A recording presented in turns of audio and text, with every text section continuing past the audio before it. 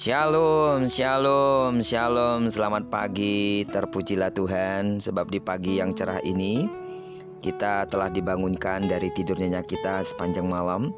Dan dalam anugerahnya yang besar, Dia telah memberikan kita satu hari lagi, tepat di hari Rabu tanggal 31 Maret tahun 2021. Seperti Dia telah menjaga kita sepanjang malam dan memberkati tidur nyenyak kita percaya bahwa sepanjang hari ini sampai terbenamnya matahari di tanggal 31 Maret ini, Tuhan akan terus menyatakan kuasa namanya sebagai Allah yang menyertai, Allah yang melindungi, dan Allah yang pasti memberkati kita. Amin. Baiklah, saat ini sebelum kita lebih jauh melakukan aktivitas kita sepanjang hari ini, mari kita sama-sama kembali meneduhkan hati kita untuk merenungkan firman Tuhan yang datang sebagai pedoman dan pelita hidup kita, yang akan tetap kita ambil dari pembacaan 40 hari bersama kitab Keluaran. Dan hari ini kita telah masuk di hari yang ke-9 saat pembacaan kitab Keluaran, dan itu artinya kita akan baca kitab Keluaran pasalnya yang ke-9, ayat yang pertama sampai dengan ayat yang ke-35.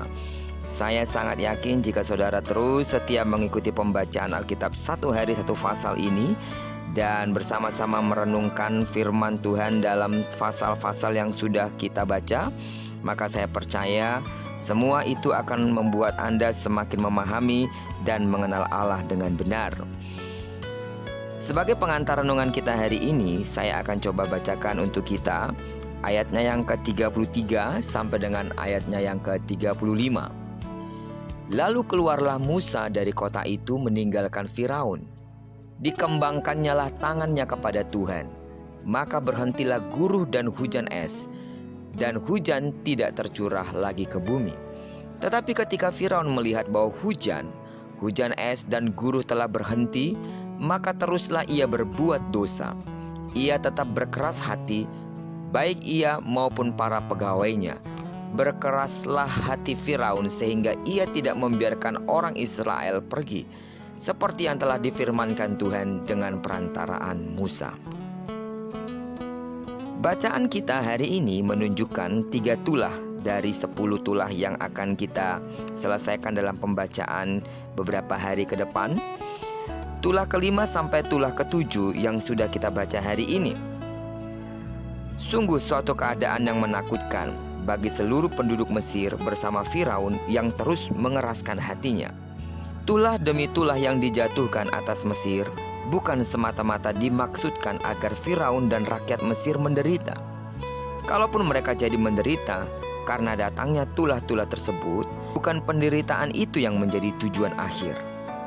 Terlihat dari sebelum menjatuhkan tulah yang ke-7, Allah terlebih dahulu memerintahkan Musa dan Harun untuk memperingatkan Firaun.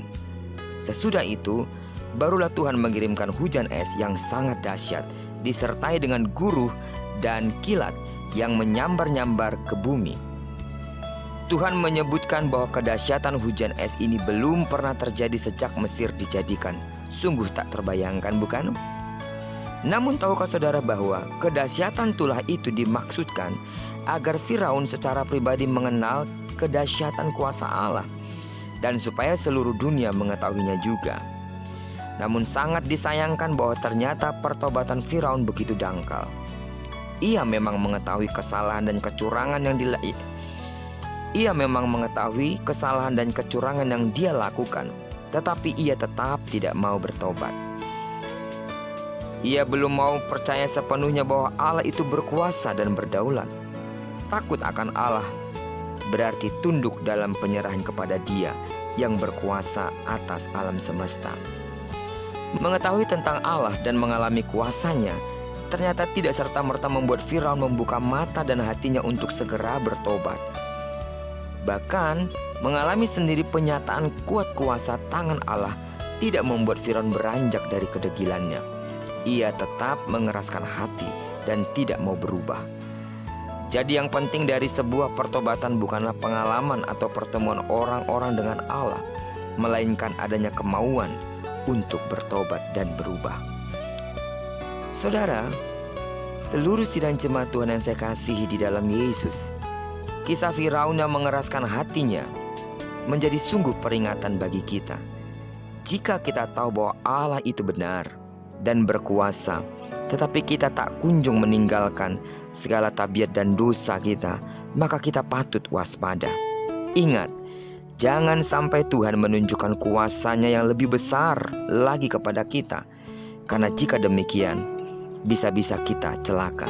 Sebelum itu terjadi, lebih baik kita mengakui segala dosa kita dan memohon pengampunan-Nya.